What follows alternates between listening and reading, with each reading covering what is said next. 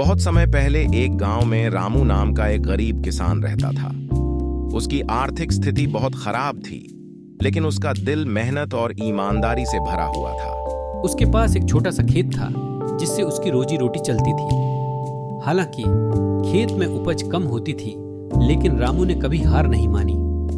वह रोजाना सुबह जल्दी उठता, खेत में कड़ी मेहनत करता और भगवान से अच्छी फसल की प्रार्थना करता।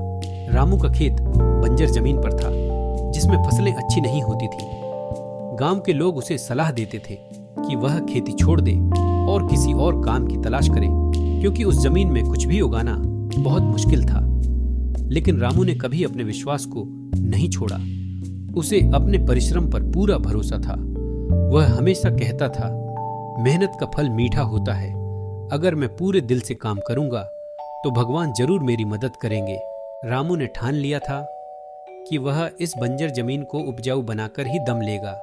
उसने जमीन की गहरी जुताई की, मिट्टी में खाद डाला और हर दिन अपने खेत में पानी देता रहा।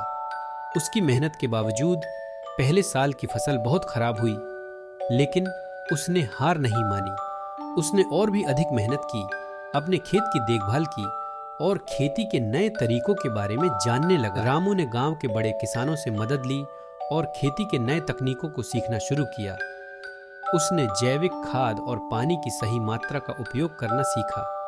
उसने धैर्यपूर्वक खेत में हर पौधे की देखभाल की। धीरे धीरे उसके खेत की स्थिति बदलने लगी। मिट्टी उपजाऊ हो गई और फसलें भी अच्छी होने लगीं। कुछ समय बाद उसकी मेहनत रंग लाई और उसके खेत में बहुत अच्छी फसल हुई।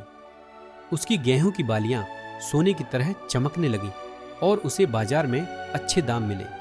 रामू की आर्थिक स्थिति सुधरने लगी।